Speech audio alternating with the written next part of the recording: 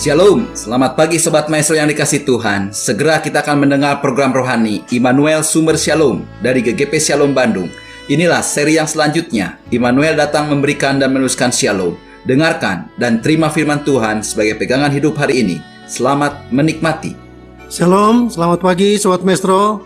Kita bersyukur kita boleh bertemu kembali dan kita boleh mendengar firman Tuhan sebelum kita melangkah masuk pada hari yang baru ini.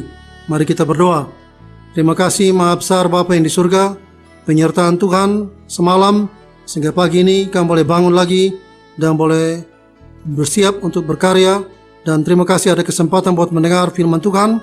Mari Tuhan rendahkan hati kami, sederhanakan iman kami, arahkan kami dengan firman Tuhan. Dalam nama Tuhan Yesus Kristus. Haleluya. Amin. Selamat pagi Sobat Maestro yang dikasih Tuhan. Kita bersyukur kembali pada pagi ini karena ada waktu yang diberikan Tuhan untuk kita bersama-sama kembali merenungkan firman Allah.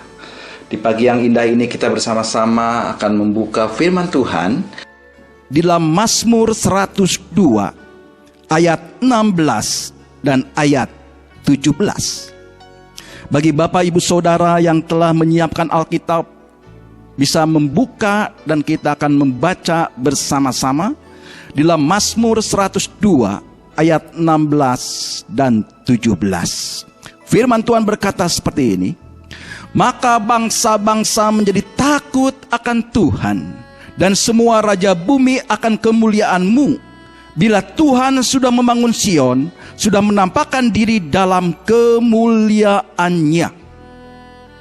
Firman Tuhan pada hari ini bertemakan Tuhan akan menampakkan diri dalam kemuliaan-Nya. Bapak Ibu Saudara yang dikasihi Tuhan Yesus Kristus, sadar atau tidak sadar, suka atau tidak suka, Bapak Ibu Saudara dan saya hidup di dalam komunitas yang berbeda satu dengan yang lainnya.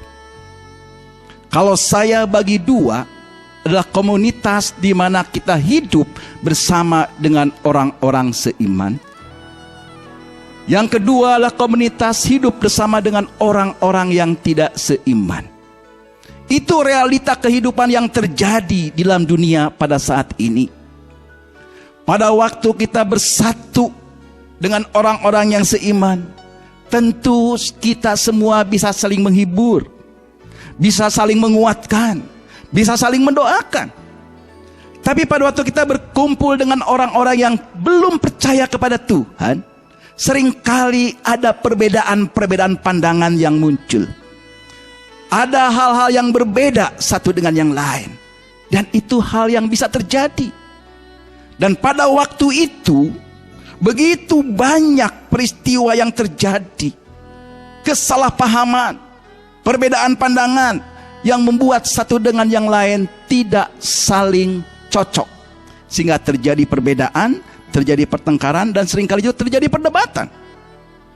Bagi orang yang percaya kepada Tuhan, kita bersyukur, kita pasti mendapatkan kekuatan satu dengan yang lain. Persekutuan yang positif akan membangun kita bertumbuh di dalam Tuhan. Tapi ada pandangan orang yang tidak percaya, itu seringkali berbeda dengan pandangan kita. Mereka mempermainkan Tuhan dengan berbagai olokan yang sangat menyakitkan, baik melalui perkataan maupun melalui perbuatan, menyakitkan kita. Pada waktu kehidupan pemazmur begitu banyak orang-orang juga yang mengolok-olok mereka, sehingga mereka berkata, "Di manakah Tuhanmu? Di manakah Allahmu?" Bukankah ini sesuatu pertanyaan yang membuat anak-anak Tuhan pada itu menjadi lemah? Banyak orang bertanya, apa yang harus kita lakukan? Kalau ada orang yang tidak percaya, mengolok kita dan menyakitkan kita, langkah yang paling penting untuk kita semua adalah kita berdoa. Kita serahkan semua kepada Tuhan, karena hanya Tuhan sendiri yang bisa membela kebenaran firman Tuhan. Hanya Tuhan sendiri yang bisa membela kemuliaan namanya. Tuhan sendiri yang dapat membuat dirinya tidak lagi dipermainkan. Tuhan akan tampil dalam kemuliaannya, sehingga akhirnya setiap lutut akan bertelut, setiap lidah akan mengaku Yesus Kristus adalah Immanuel, Tuhan dan Juru Selamat satu-satunya. Betapa kita rindu ingin melihat Tuhan menampakkan diri dalam kemuliaannya. Tuhan begitu luar biasa, karena firman Tuhan mengingatkan kembali bahwa Tuhan akan tampil dalam kemuliaannya. Alkitab mencatat beberapa hal yang penting. Alkitab memberitahu kepada kita, Alkitab memberitahu kepada saudara dan saya pada hari ini, bahwa Tuhan Alkitab itu adalah Yesus Immanuel. Kalau kita baca dalam Matius 1 ayat 23, firman Tuhan berkata seperti ini: sesungguhnya anak darah itu akan mengandung dan melahirkan seorang anak laki-laki, dan mereka akan menamakan dia Immanuel, yang berarti Allah menyertai kita. Kita patut bersyukur bahwa Tuhan yang kita kenal dalam Yesus Kristus itu adalah Tuhan Alkitab. Dia datang dari sorga. Dia pencipta langit, bumi, laut dan segala isinya. Dia tidak jauh daripada kita. Dia tidak jauh daripada saudara dan saya. Dia datang ke dalam dunia. Dialah Yesus Immanuel, Allah yang menyertai setiap manusia yang mau percaya kepada Dia. Ini satu anugerah yang luar biasa, satu berkat yang indah yang patut kita syukuri dalam kehidupan ini. Yesus Immanuel datang ke dalam dunia. Itu mewujudkan begitu penuh kasihnya Tuhan untuk kita. Itu menunjukkan begitu penuh pengertiannya Tuhan kepada manusia. Manusia tidak bisa menyelamatkan dirinya sendiri. Manusia tidak sanggup untuk membawa dirinya diselamatkan. Manusia terbatas. Apapun cara yang dilakukan oleh manusia, tidak mungkin manusia itu bisa mendapatkan keselamatan. Tapi kita bersyukur karena pengorbanan Yesus di atas kayu salib. Yesus Immanuel yang begitu perkasa mau rela menjadi anak domba Allah. Menjadi anak domba Allah yang siap menderita, yang siap dikorbankan. Yohanes 1 ayat 29 berkata seperti ini: pada keesokan harinya Yohanes melihat Yesus datang kepadanya, dan ia berkata, lihatlah anak domba Allah yang menghapus dosa dunia.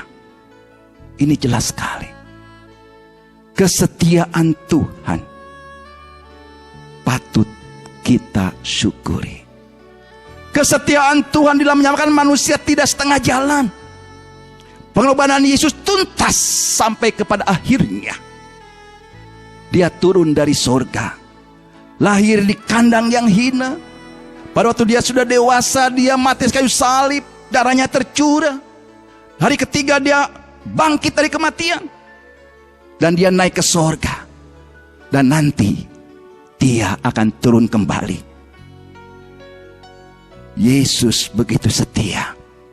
Dia sampai selesai melaksanakan apa yang menjadi tugas tanggung jawabnya. Satu contoh yang perlu kita teladani, kesetiaan daripada Tuhan. Bagaimana kehidupan kita sebagai orang yang percaya pada saat ini? Apakah kita juga sudah setia kepada Tuhan? Apakah saudara dan saya sudah setia kepada Tuhan? Seringkali kita mundur daripada Tuhan. Karena apa? Karena ada kegagalan di dalam bisnis, ada kegagalan di dalam rumah tangga, ada kegagalan dalam studi.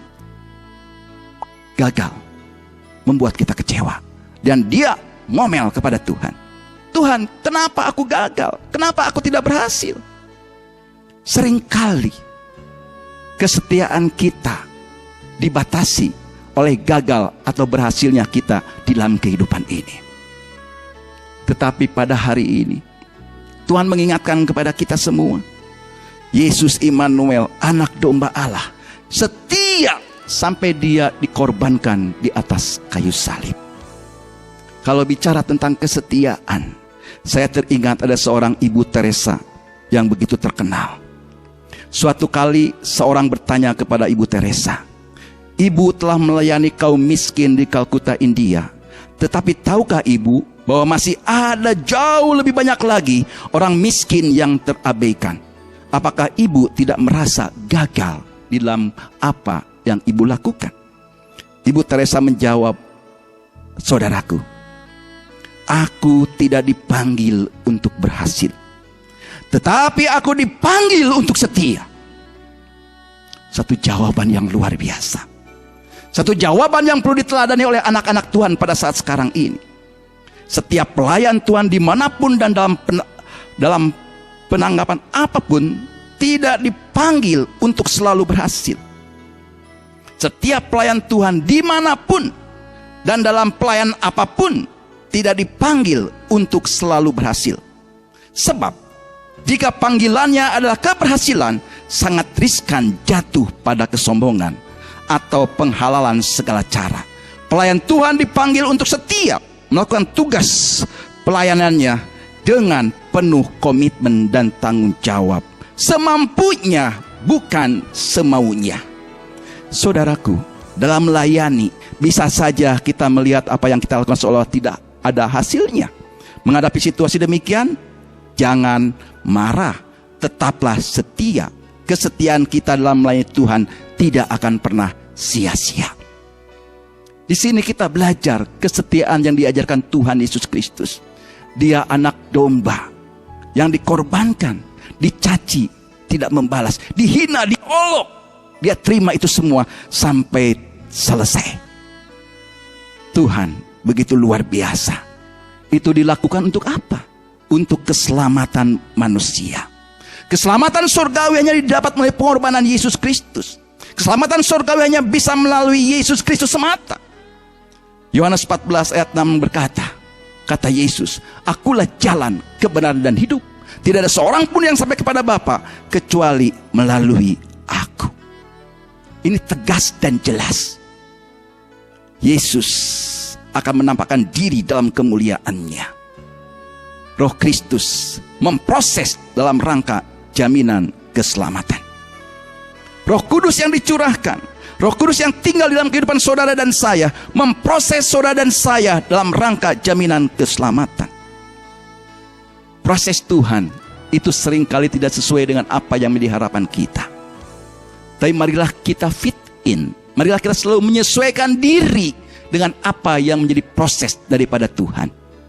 Enak atau tidak enak, sakit atau tidak sakit, menyenangkan atau tidak menyenangkan, selama itu proses daripada Tuhan, pasti tujuannya adalah untuk kebaikan Bapak Ibu semua.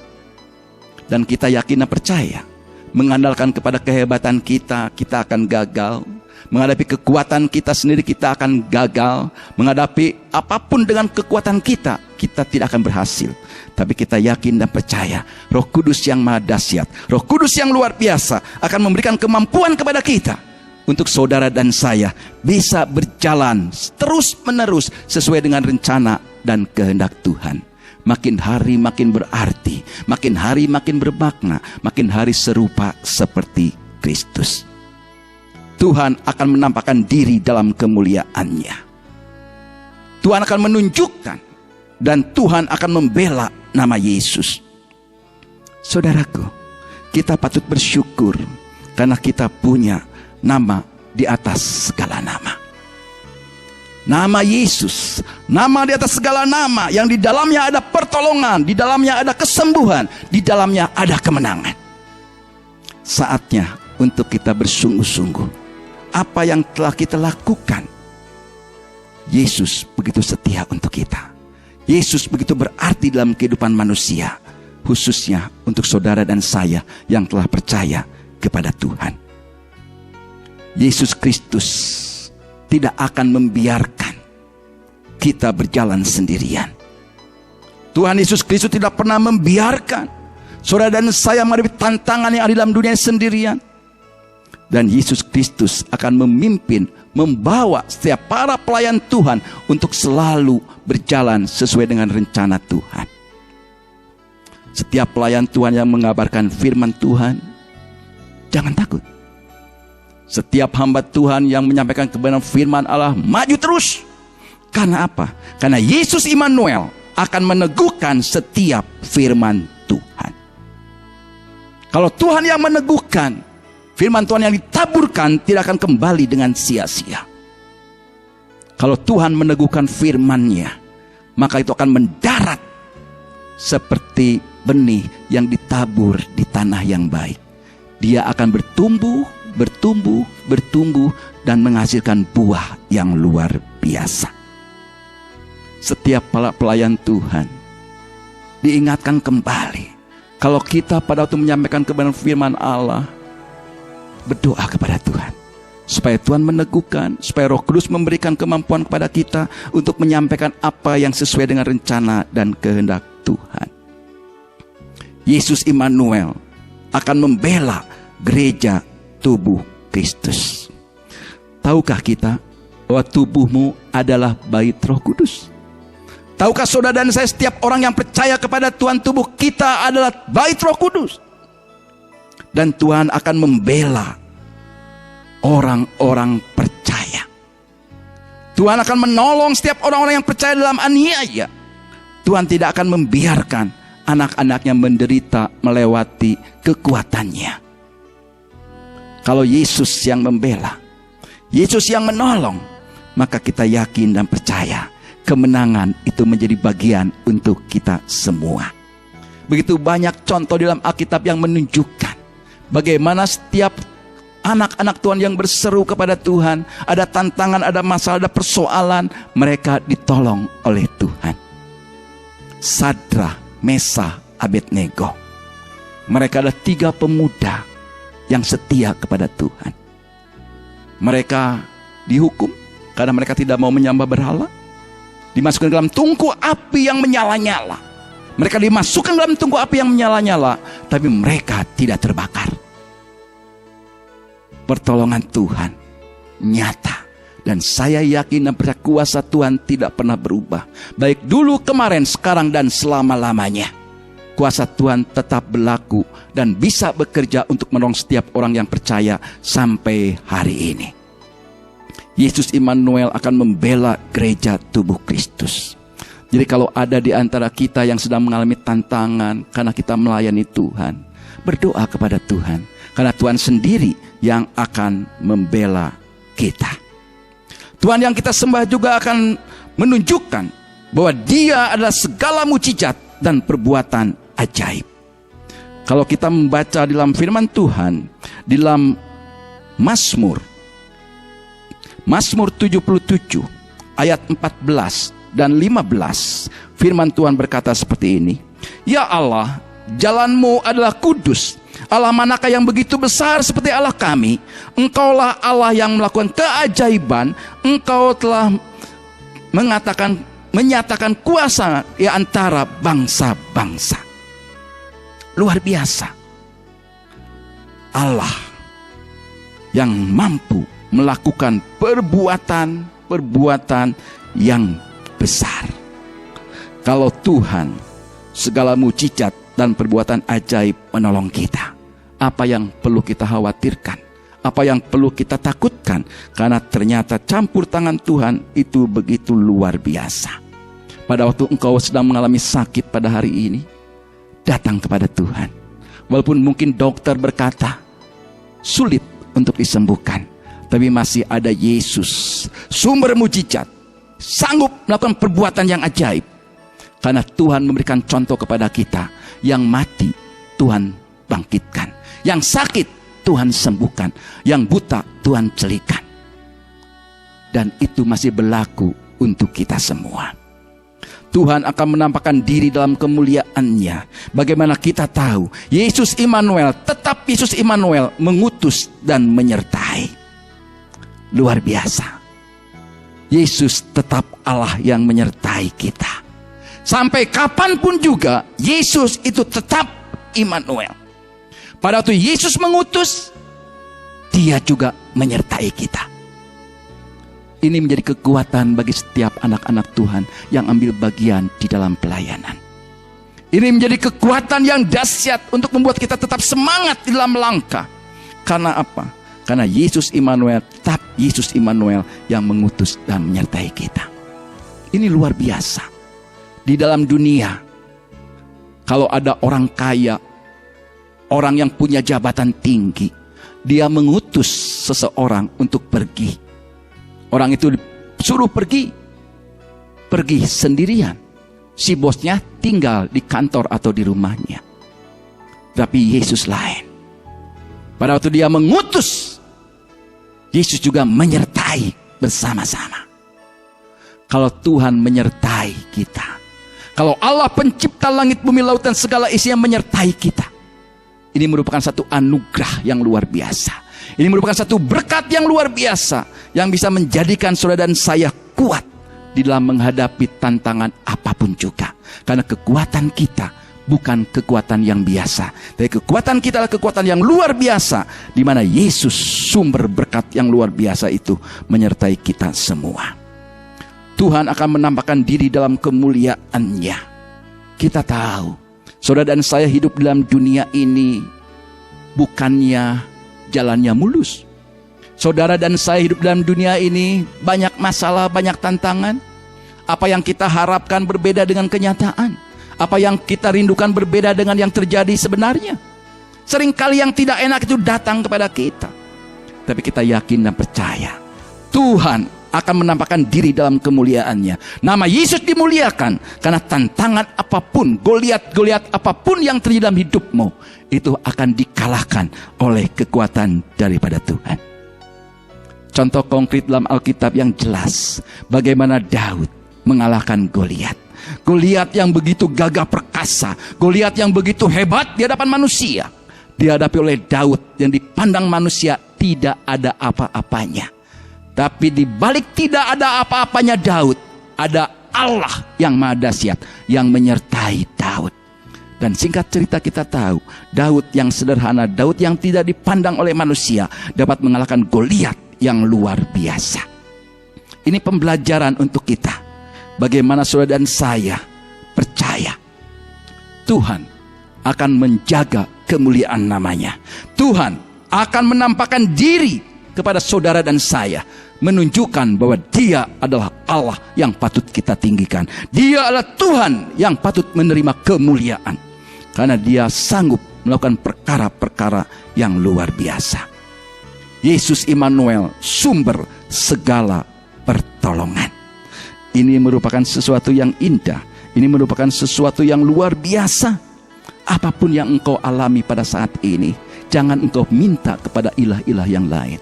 Waktu engkau punya persoalan dalam hidupmu, janganlah engkau pergi ke ilah-ilah yang lain. Kelihatannya ilah-ilah yang lain sanggup menolong engkau, tapi di balik itu mereka menuntut engkau, dan engkau akan masuk dalam jurang kebinasaan.